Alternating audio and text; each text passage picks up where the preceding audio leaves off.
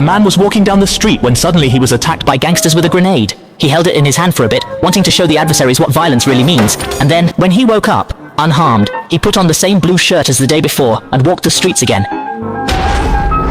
On the third day, he came back to life again. This time he saw a domineering queen on the street, instantly fell in love at first sight, and wanted to approach her, but it doesn't matter, because the man would automatically come back to life when a new day comes. This man named Teddy turns out to be an NPC in a game who, according to the game's settings, repeats his routine daily. Every day he gets up, wears a fixed blue shirt, buys a cup of coffee, and goes to work at the bank. The people wearing sunglasses on the street are all real game players, while those who don't, like Teddy, are simply the programmed non-player characters in the game. He waited as usual for the players to rob the bank, then several burly men rushed in and fired a few rounds. Because Teddy was used to this, he calmly laid on the ground and the security guard got up and left. Suddenly, Teddy's eyes lit up because he saw the domineering queen who he fell in love with at first sight the day before. Little did everyone know, Teddy, at this moment, developed a fondness aside from the original game setting. The power of love awakened his independent consciousness. The NPC's existence in the game is solely to enhance players' experience with tasks and missions, so their behaviors should be fixed. But Teddy exhibited a behavior outside of the setting. Just because the player beat him violently, which was a standard operation of the player, he directly angered Teddy. He wrested the gun from the player, killed the VIP player who was recharging on the spot, and also robbed the player. It seems a new continent has been discovered. Apparently sunglasses serve as the player's pass. The game environment changed dramatically in an instant. The player in front has a gun in hand with a health bar displayed above their head. The evening air is filled with the roar of plane cannons. Props and gold coins shine brightly everywhere. Teddy looks at the medical box before him, slowly reaches out, and in the next second, his recent wounds are instantly healed. He then swiftly takes down a newbie player, and several large bills appear above them. Teddy grabs them, depositing all the money into his account. Following this method, Teddy soon becomes a wealthy man. He immediately, Teddy knows he could be killed at any moment.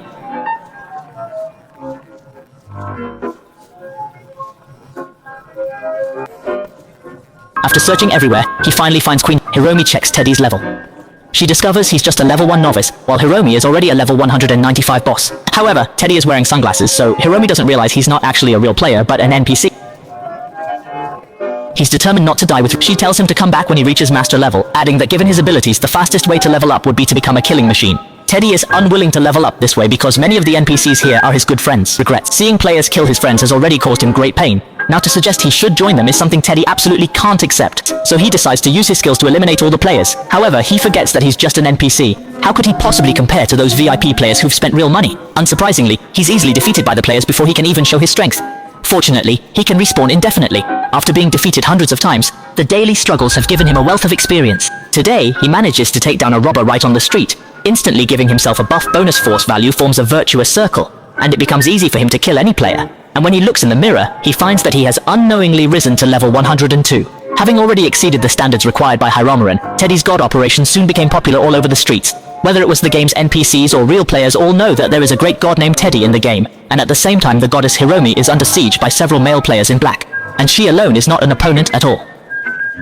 At the last moment, Teddy rushed over on a small motorcycle and rescued Hiromi from fire and water. The two dragged the glider away in style. After this hero saves the beauty, let the Hiromi also have a good impression of Teddy. They walked and chatted together, went shopping, spent a sweet and beautiful day, became the first team of CP in the game, and at the same time, the player who controlled the Hiromi Chinari was immersed in the sweetness. In reality, there was a sudden knock on the door. It was the designer of the game, Golden Retriever. It turned out that the game was called Liberty City. It was the story of Golden Retriever and Schneieri. It was done by Schneieli. But now the Golden Retriever told Schneieli that a man in the game has become self-conscious, and his operation is even more fierce than any player, and this man and machine is Teddy. Schneieri has taken a lap. It turns out that the CP who has been playing a double role with himself is actually just a man and machine. More importantly, the boss of the company copied the Golden Retriever's game program and redesigned a Free City 2. Then all the settings in Liberty City 1 will be destroyed, which means that the man-machine Teddy will also disappear. Schneieli learned this news and quickly entered the game again. Told Teddy that he was a man, and that he would soon be destroyed. Teddy refused to accept it.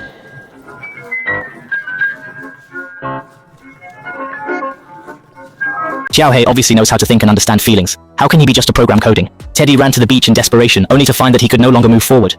The man slowly stretched out his hand towards a wall in front of him, discovering that there was truly an insurmountable barrier here. This is the invisible wall set in the game. It turns out, he's really just a computer character, always moving within a fixed range, and everything happening around him is just game content.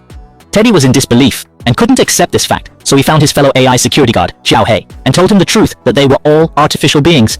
It turns out their feelings and behaviors are all fake, including the brotherhood between them. But Xiaohei told Teddy something unexpected. Hearing this made Teddy more aware of the importance of his own existence. So he approached Hiromi, hoping the designer could help the AIs build a place, not for luxury, but for peace and comfort. Then Teddy gathered all the AIs together and asked if they would follow him to live in a paradise, a quiet world without violence and looting. Everyone agreed, as they were tired of being bullied and insulted by players day after day. In reality, without the boss's permission, Jing Mao built a bridge on the original game model, allowing the AIs to access a green, unspoiled land. The players in the city looked at the empty streets, bewildered. They could no longer find any AI characters for their entertainment. The enraged boss entered the game with cheats, beating Teddy mercilessly. Teddy borrowed the Hulk's strength, sending his opponent flying with a single punch, then used a medical kit to instantly revive with full health. Meanwhile, in reality, the defeated boss angrily smashed all the server equipment to pieces. The game world began to collapse, all programs gradually disappearing.